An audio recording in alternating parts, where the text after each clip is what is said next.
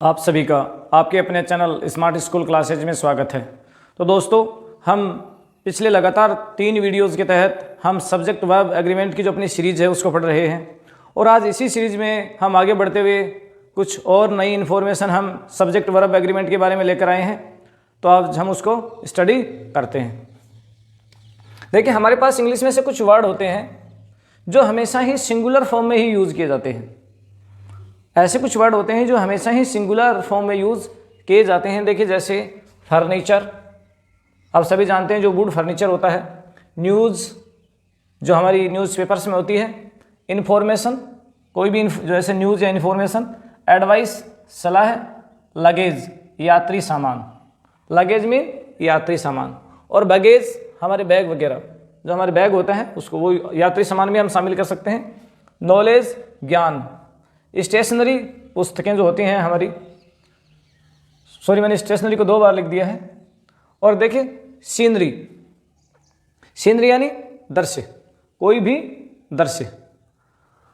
तो ये हमेशा ही जहाँ पर भी सेंटेंस के अंदर ये आएंगे वहाँ पर हमेशा ये सिंगुलर नाउन के रूप में ही यूज़ किए जाते हैं।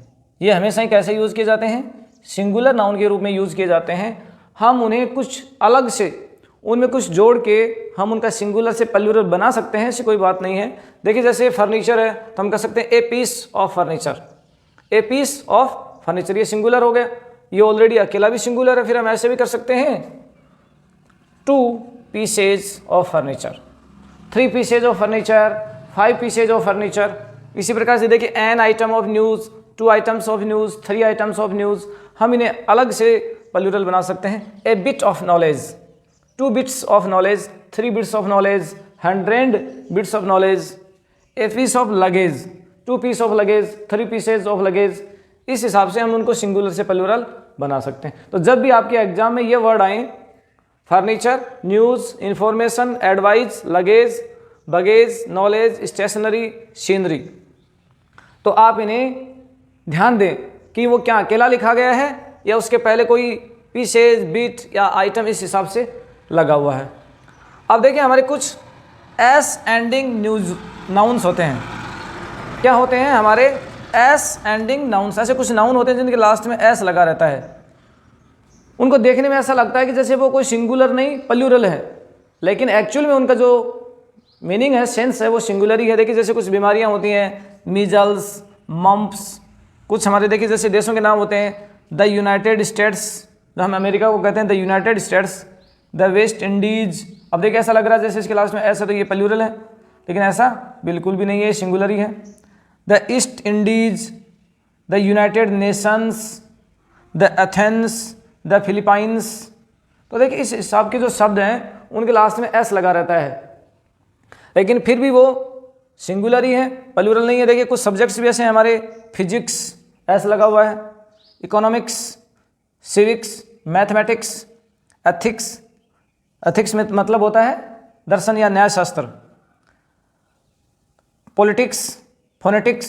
तो ये जो सब्जेक्ट हैं इनके लास्ट में एस लगा हुआ है, लेकिन फिर भी ये सिंगुलर ही होते हैं। अब देखिए, कुछ हमारे जो अलग शब्द हैं उनको भी हम देख लेते हैं। ज्यूरी, जो ज्यूरी होती है, जो जजेज होते हैं, जो जज होते हैं हमारे, उनकी जो मंडल होता है या उनकी जो बैठक होती है उसको ज्यूरी कहते हैं। मॉब, भीड़ को कहते हैं। काउंसिल, परिषद। कमेटी, कोई भी समिति। क्राउड, लोगों का समूह है, भीड़। क्लास, वर्ग। ये जो शब्द हैं ये अपने आप में थोड़े स्पेशल हैं। अगर इन शब्दों से किसी एक वस्तु या संगठित होने का भाव पता चलता है, अगर किसी संगठन या एक शक्ति का होने का आभास होता है तो ये सिंगुलर है। अगर ये अपने विचारों में विभिन्नता रखते हैं या इनके विचार अलग अलग हैं तो इनसे सिंगुलर की बजाय प्लूरल शब्द भी बन सकता है। देखिए, the jury was unanimous in its decision. जो ज्यूरी थी वो अपने डिसीजन में, देखिए इट्स यहाँ पर आया और यहाँ पर वाज आया, अपने निर्णय में एक मत थी। यूनानिमस यानी एक मत थी। उनका जो निर्णय था वो बिल्कुल सबका एक निर्णय था। यहाँ देखिए, the committee were divided in their opinions. यहाँ पर देखिए इट्स की जगह भी देर आया और यहाँ वाज की जगह भी वर आया कि जो कमेटी है, यानी कमेटी का मतलब यहाँ है कमेटी के मेंबर, वो अपने विचारों में विभिन्नता थी। उनके विचारों में, उनके विचार अलग अलग थे, विचारों में वो लोग बंटे हुए थे। इसके बाद हमारे पास कुछ ऐसे शब्द हैं जो हमेशा ही प्लूरल के रूप में यूज़ होते हैं। देखिए जैसे पीपुल, जिसका शाब्दिक अर्थ होता है लोग। पुलिस, जिन्हें हम सामान्यतः सिंगुलर मानते हैं, पुलिस सिंगुलर नहीं होता है, प्लूरल होता है। कैटल, मवेशी। सीप, भेड़। सीप मीन भेड़। डियर, हिरण। पीजेंट्री, किसान वर्ग, जो किसान होते हैं हमारे। जेंट्री, पुरुष वर्ग। पोल्ट्री, मुर्गी पालन। कैवलरी, घुड़सवारी, हमारी जो घुड़सवार जो सेना होती है। तो इनको हमेशा ही क्या होता है, ये हमेशा ही प्लूरल के लिए यूज़ होती हैं। लेकिन कुछ विशेष परिस्थितियों में हम इनका सिंगुलर और प्लूरल के रूप में भी इस्तेमाल कर सकते हैं। देखिए जैसे the people of India are hard working, जिसका अर्थ है कि भारत के लोग, the people of India are hard working, Bharat के लोग कठिन मेहनती हैं। और देखिए इसको हम पीपुल की जगह पीपुल्स कैसे लिख सकते हैं वो भी हम देख लेते हैं।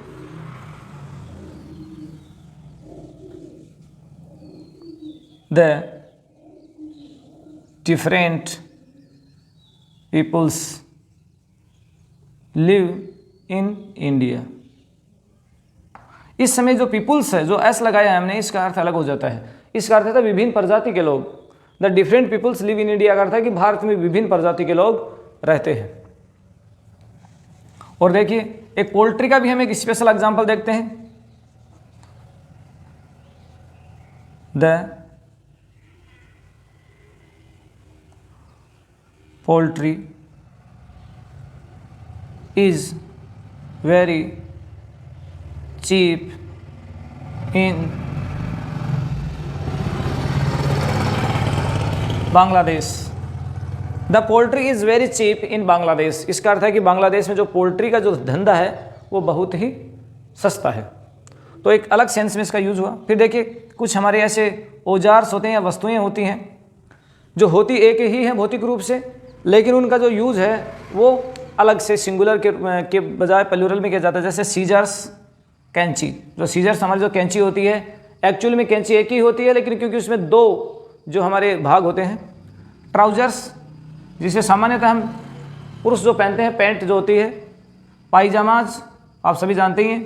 टोंग्स, जिन्हें हम अपनी हिंदी भाषा में चिमटा कहते हैं। टोंग्स, पैंट्स, ट्राउजर या पैंट्स दोनों सिमिलर से वर्ड है। स्पेक्टेकल्स, चश्मा। और ग्लासेज यानी भी चश्मा। हिंदी में ये शब्द सिंगुलर है, लेकिन इंग्लिश में ये शब्द हमेशा ही प्लूरल है। तो इनके साथ हमेशा ही आगे प्लूरल वर्ब है उसका यूज होगा, लेकिन हम इन्हें सिंगुलर भी बना सकते हैं। देखिए जैसे a pair of scissors, a pair of scissors, a pair of tongs, हम ऐसे इनको बना सकते हैं। ए पेयर ऑफ ग्लासेज, इसका अर्थ है कि चश्मे का एक जोड़ा, चश्मे का एक जोड़ा। हम ऐसे भी कर सकते हैं 2 pairs of glasses, 2 pairs of scissors, 3 pairs of scissors या 6 पेयर्स ऑफ सीजर्स। इस हिसाब से भी हम उन्हें बना सकते हैं। तो अभी हमने सिंगुलर प्लूरल के कुछ नियम देखे, अभी हम कुछ नियम और सिंगुलर प्लूरल के देखते हैं कि किस हिसाब से हमारे जो सब्जेक्ट वर्ब एग्रीमेंट है वो जब भी हमारे एग्जाम में आ जाए तो हम उनको कैसे डिफाइन करेंगे। तो 5 रूल्स देखने के बाद हम इसके और सब्जेक्ट वर्ब एग्रीमेंट के रूल्स देखते हैं। देखिए कुछ हमारे पास कंजंक्शन है, आइदर और, जिसका शाब्दिक हिंदी अर्थ होता है या तो या। जैसे या तो श्याम जाएगा या राम बाजार जाएगा, दोनों में से एक करेगा काम। नाइदर नॉर, ये भी एक कंजंक्शन है जिसका शाब्दिक अर्थ होता है न तो न। जैसे कहीं जाने की बात हो रही है या किसी इनाम को मिलने की बात हो रही है कि न तो राम को इनाम मिलेगा और न श्याम को इनाम मिलेगा। और ये देखिए नॉट ओनली बट आल्सो, न केवल बल्कि भी, न केवल बल्कि भी, न केवल राम बल्कि श्याम को भी पुरस्कार मिला, न केवल राम बल्कि श्याम को भी पुरस्कार मिला। तो इस प्रकार के कंजंक्शन में जो हमारी जो वर्ब होगी वो आगे वाले सब्जेक्ट के अनुसार होगी। जैसे और के आगे जो सब्जेक्ट होगा, नोर के आगे जो सब्जेक्ट होगा, बट आल्सो के आगे जो सब्जेक्ट होगा, उसके अनुसार हमारी में वर्ब होगी। देखिए not only his parents but also Shyam was व अटेंडिंग द पार्टी। यहाँ पर देखिए हिज पेरेंट्स प्लूरल हो गए और यहाँ पर देखिए श्याम सिंगुलर है। तो यहाँ पे हमारी मैन वर्ब जो या वर्ब जो है हेल्पिंग वर्ब वो क्या आनी चाहिए, वाज सिंगुलर के साथ आनी चाहिए या वर्ब प्लूरल के साथ आनी चाहिए। क्योंकि यहाँ पे देखिए हिज पेरेंट्स प्लूरल है, लेकिन बट आल्सो के आगे जो श्याम है वो सिंगुलर है। तो अभी हमने देखा था कि इस प्रकार के कंजंक्शन में जो मैन वर्ब या हेल्पिंग वर्ब है वो आगे वाले सब्जेक्ट के अनुसार आएगी। नाइदर मोहन नोर हिज पेरेंट्स पास्ड, यहाँ पर देखिए नोर के पहले तो मोहन है, लेकिन नोर के आगे क्या है, हिज फ्रेंड्स, तो वो एक से ज़्यादा हैं, तो उसके साथ है। इसका शाब्दिक अर्थ वो ये हुआ कि न तो मोहन और न ही उसके दोस्त परीक्षा में पास हुए। फिर एक नियम देखिए रिलेटिव प्रोनाउन का है। जब भी हमारे एग्जाम में रिलेटिव प्रोनाउन से संबंधित सब्जेक्ट आते हैं तो उनमें जो हमारी वर्ब होती है वो हम कैसे लगाते हैं। देखिए द गर्ल हु प्लेइंग, लड़की हु यानी जो, प्लेइंग यानी खेल रही है, इज माई डॉटर, वो मेरी डॉटर है, मेरी पुत्री है। तो यहाँ पर देखिए हु के पहले क्या है, गर्ल, एक सिंगुलर गर्ल है, तो यहाँ पे इज आ जाएगा। और ये जैसे माई डॉटर, तो ये भी किसके लिए आया, उसी लड़की के लिए आया, तो यहाँ पे दोनों की जगह इज आ गया। यहाँ पर देखिए the girls who playing my sisters, तो यहाँ पर देखिए हु के पहले क्या है, प्लूरल सब्जेक्ट है, तो यहाँ पर आर आ जाएगा। और उन्हीं गर्ल्स की बात हो रही है तो यहाँ पे भी आर आ जाएगा। तो रिलेटिव प्रोनाउन में क्या होता है कि जो हु होता है, विच होता है, दैट होता है, तो जो भी हमारे रिलेटिव प्रोनाउन होते हैं उनके पहले जो नाउन या प्रोनाउन सिंगुलर है तो सिंगुलर वर्ब आएगी, प्लूरल है तो प्लूरल वर्ब आएगी। देखिए एक और सेंटेंस देखिए, Vijay is one of my friends, Vijay मेरे दोस्तों में से एक दोस्त है, विजय मेरे दोस्तों में से एक दोस्त है। Who is are working HPCL, जो HPCL में काम कर रहे हैं। तो इस प्रकार के सेंटेंस में जहाँ वन ऑफ लगा हुआ रहे तो वहाँ पे जो आगे जो वर्ब आएगी वो यहाँ वाले की जो ऑफ के आगे जो होगा उसके अनुसार आएगी। तो यहाँ पर देखिए प्लूरल है तो यहाँ पर आएगी आर। इसका अर्थ हुआ कि विजय मेरे उन दोस्तों में से एक है जो HPCL में काम कर रहे हैं। इसके अलावा हमने कुछ और एग्जाम्पल यहाँ पर लिख दिए हैं जो थोड़े डिफरेंट हैं, शायद वो किसी रूल को नहीं फॉलो करते, फिर भी जो जनरल हमारी जो इंग्लिश है उसमें ये काम में आते हैं। A bunch of keys, a bunch of keys का अर्थ हुआ चाबियों का एक गुच्छा, फाउंड यानी पाया गया, इज आर। यहाँ पर देखिए कीज बहुवचन है लेकिन हमारी जो वर्ब है वो बंच के अनुसार आएगी, यहाँ पर बंच एक है तो देखिए is. The following with the report, नीचे दी गई विद द रिपोर्ट है, नीचे दी गई मौसम की रिपोर्ट है, तो देखिए फॉलोइंग के साथ क्या आया, इज आया। The following the name of the students, नीचे दिए गए विद्यार्थियों के नाम हैं, यहाँ पर रिपोर्ट एक है, यहाँ पर रिपोर्ट एक है इसलिए इज आया। और यहाँ पर देखिए विद्यार्थियों के नाम एक से ज़्यादा है इसलिए आ रहा है। तो इस प्रकार के फॉलोइंग में जो हमारी मैन वर्ब लगती है, जो हमारी वर्ब लगती है वो आगे वाली हमारा जो नाउन या प्रोनाउन होगा उसके अनुसार लगेगी।